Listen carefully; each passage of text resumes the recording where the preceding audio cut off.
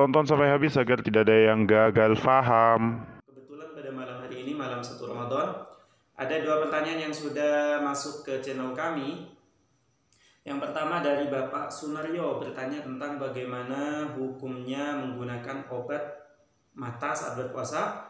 Dan yang kedua pertanyaan dari saudara Zakiha bertanya tentang hukumnya ibu-ibu mencicipi masuknya itu melalui lubang tembus dan masuk ke lambung, maka itu dapat membatalkan puasa.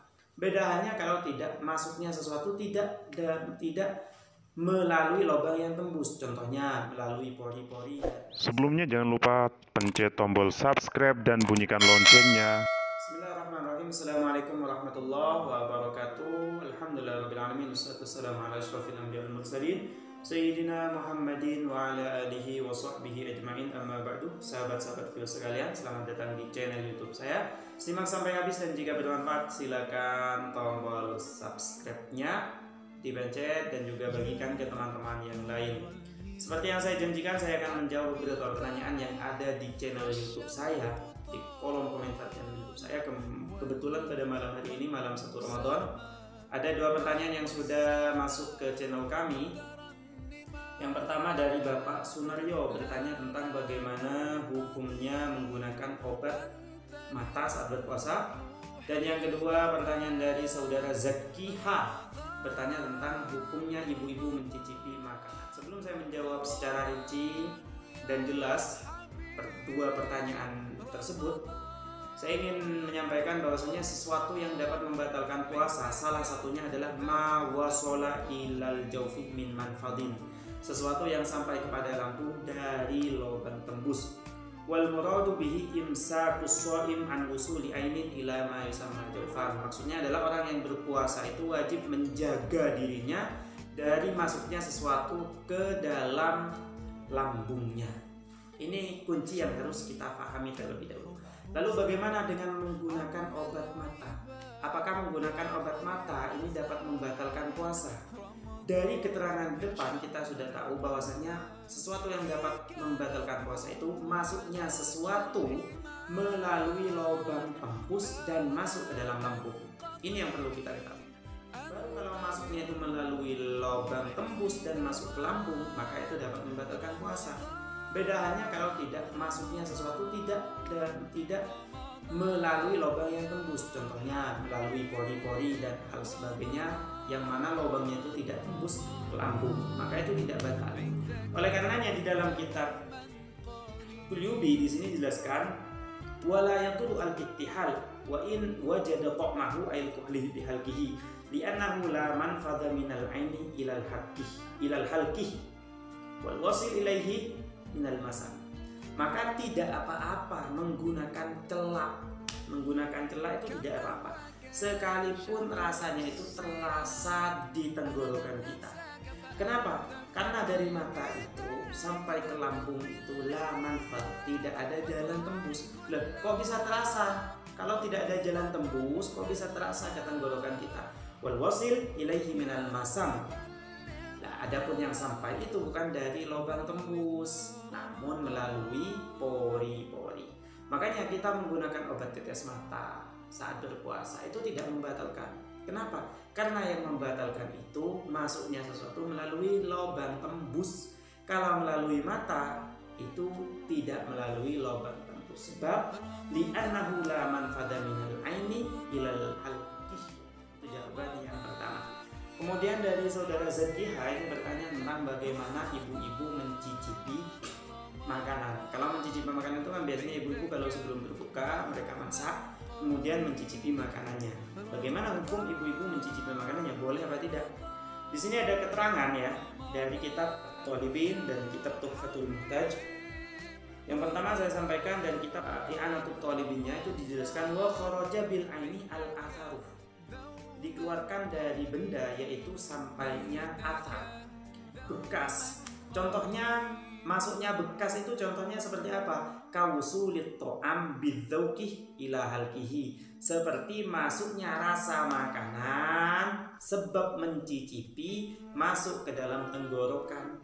Ibu-ibu itu kadang mencicipi kemudian meludah, Lah, kemudian ada rasa-rasa manis di tenggorokannya, maka itu tidak batal.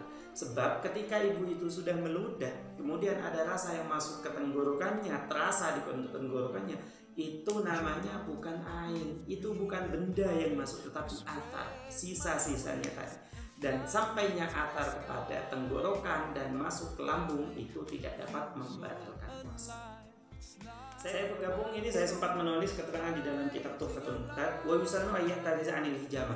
Orang yang berpuasa itu disunatkan untuk tidak melakukan hijamah, wa 'anil qublah. Orang yang berpuasa itu juga disunatkan untuk tidak mencium, wa 'an dzauqit ta'am, dan juga disunatkan untuk tidak mencicipi makanan. Tapi bal yukrahu, hukumnya itu kalau mencicipi makanan itu bukan membatalkan puasanya, bukan, tapi bal yukrahu, itu hanya makruh saja. Kenapa? Khaufan min wusulihi ila alqi, karena khawatir makanan itu kemudian tertelan sampai ke tenggorokannya. Qauluhu bal yukrahu, na'am, ini taja ila mutwinah wi khubzin litiflim lam yukrah intaha nihayah. Iya benar, memang mencicipi makanan itu makruh. Tetapi kalau dia perlu untuk mencicipi makanan sebab mengunyah roti untuk anaknya. Ibu-ibu yang sedang punya anak, dia berpuasa, kemudian anaknya ingin makan, dia mengunyah roti terlebih dahulu untuk dimakankan kepada anaknya. Nah, bagaimana hukumnya mengunyah itu? Dia mengunyah makanan untuk diberikan kepada anaknya yang masih kecil, itu tidak dimakruhkan, tapi asalkan tidak ada benda yang tertelan. Jadi caranya ibu-ibu itu dikunyah terlebih dahulu, diberikan kepada anaknya, kemudian meludah ya sampai sekiranya bersih. Qauluhu ila halqihi inna wusulahu qahran alaihi muftirun. Sesungguhnya sampainya cicipan, tadi mencicipi, kalau itu sampai kepada lambungnya maka muftirun, itu jelas dapat membatalkan puasa. Wala yab'ud ini tija ila dzauqi alla yadurra sababuhu ilal jawfi. Tapi jika itu memang diperlukan untuk mencicipi, ibu-ibu itu kalau tidak mencicipi masakannya nanti khawatir terlalu asin, khawatir terlalu manis, khawatir tidak ada rasanya. Dia ibu-ibu itu perlu untuk mencicipi makanannya. Lah kalau nanti ternyata dia mencicipi makanan, kemudian dia sudah meludah, namun masih ada yang tertelan tanpa disengaja, maka la yadurruh, tidak berbahaya. Maksudnya tidak dapat mempengaruhi puasa.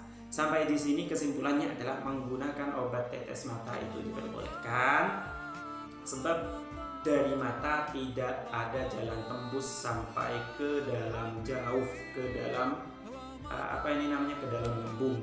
Kemudian bagaimana hukumnya mencicipi makanan? Hukumnya mencicipi makanan itu pada dasarnya adalah makruh.